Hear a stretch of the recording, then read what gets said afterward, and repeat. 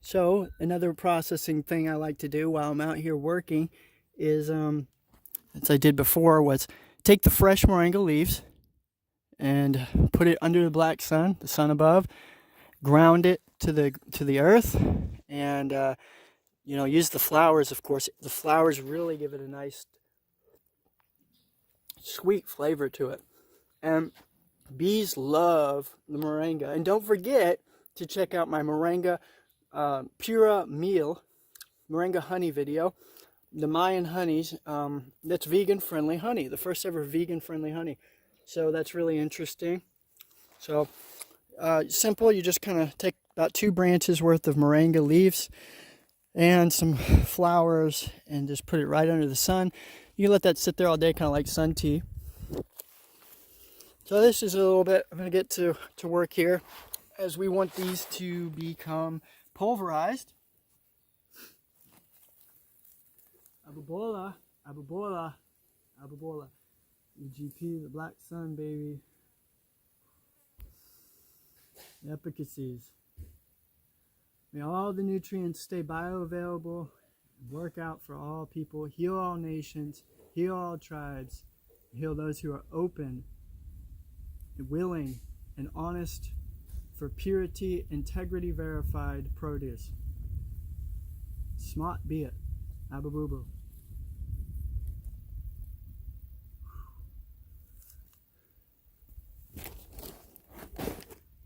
Literally, y'all, I've seen this moringa correct pretty much alkaline and dead or dying soil.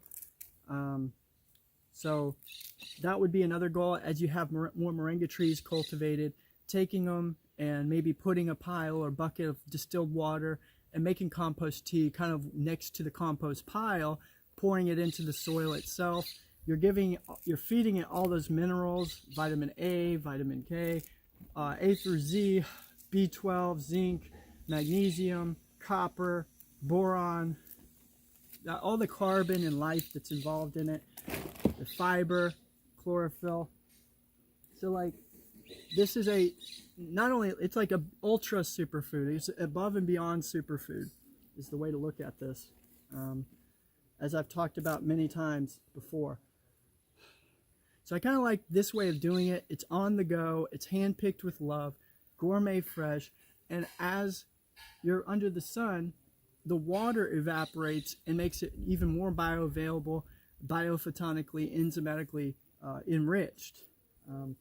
Now, like I said, if you leave it out here toasting, you're going to kill viable nutrients like vitamin A and such as that. A lot of company in the industry standard, they do that.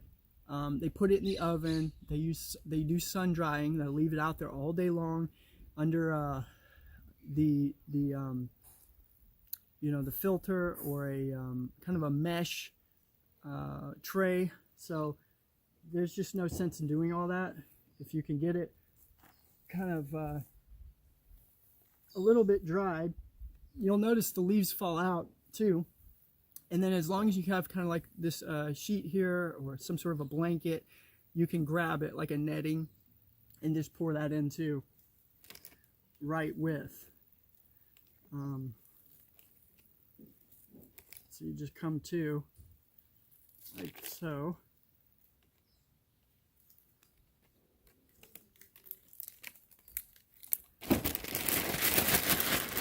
You see, basically,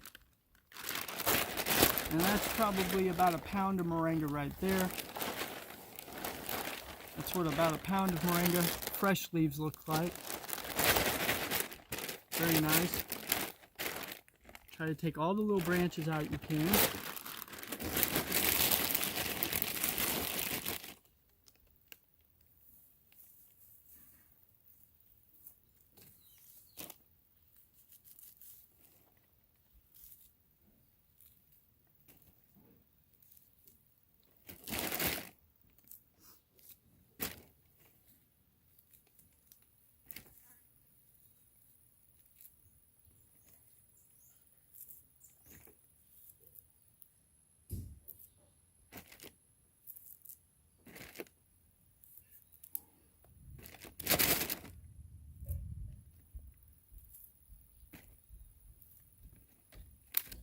See, that's a really good woody piece for using for the compost or feeding certain trees.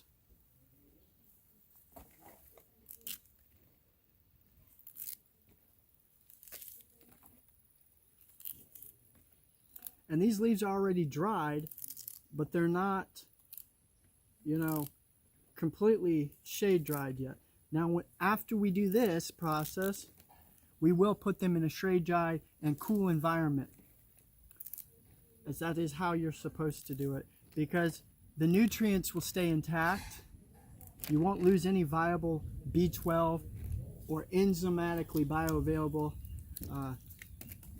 probiotics and things such as that. So that's really a good thing. And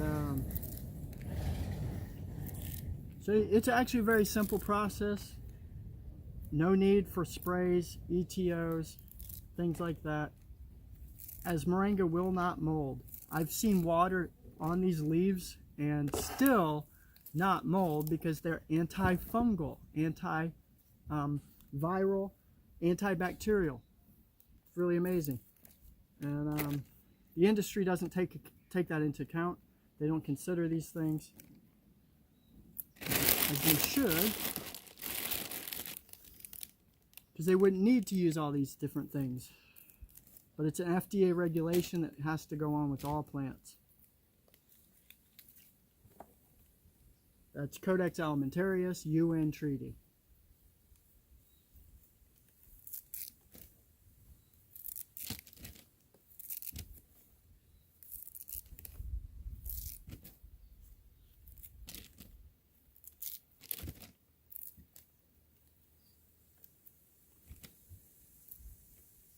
And you definitely will taste the superior quality of our moringa, being that it's emerald golden green. Look at that bioplasma that's available right there. And you know, it's gorgeous. It's totally lush golden green. And we had it tested. We have a much higher, up to 12 times higher antioxidant ORAC value, according to representatives of other moringa companies. I can talk more about that privately, because I'd rather not tear down or bash or step on any toes in the business. We're not necessarily about taking down or creating a competition or anything like that. We're about being the biggest business, best business in the world, for the world.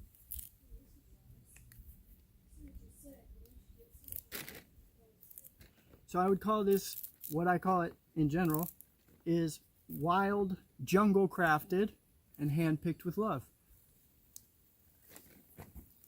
This is how Sumerians and people in the ancient times, Egyptians, this is how they processed it in the past. This is how and why our moringa will work. I've been eating only moringa leaves all day. I'm thinking of becoming a moringatarian. In a literal, actual sense, you could most likely, when you water fast or do a smoothie, fruit smoothie fast, things like that, you could potentially get everything you need from the nutrients of moringa. If you could just override the hunger base that you want to feed your gut, you could feed your cells the basic nutrient mineral content of these leaves alone and lack nowhere.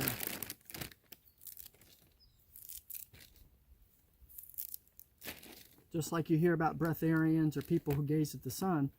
I was hungry in the morning. I gazed at the sun for about an hour and my hunger went away. So that's a living experience. You got to do it to believe it, I would say. You got to experience it to know it. Otherwise, it sounds crazy.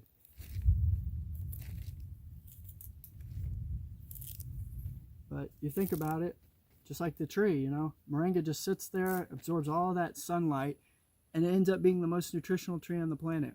Where does it get it? I mean, you could put it in terrible rocky gravel or sandy soil, and it would still be the most nutritional tree. So my theory is that it must get all of its nutrients from the sun above. The sun carries every vibrational frequency known to man. red, green, blue, all the ultraviolet. And so that, as well as bioplasma, which comes from the aurora borealis. So a lot of this science is coming out, which is really neat. That there is a source, that there's an actual, like heaven or Mount Meru or Garden of Eden, that you can actually see for yourself in this physical manifestation, that there's an actual heaven within and without. It's all around us. It's nothing and it's absolutely everything. It's the beginning and the middle, and it's the end. So it's really quite fascinating.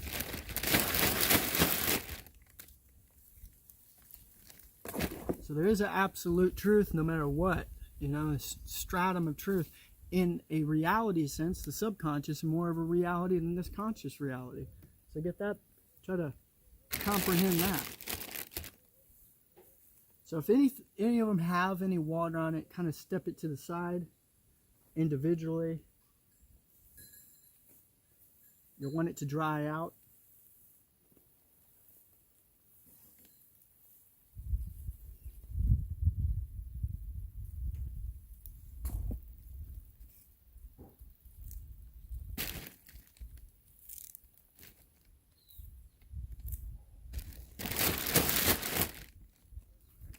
So I'm just going to pause this right now, and then when I'm finished, I'll show you the ending result and how much we harvest.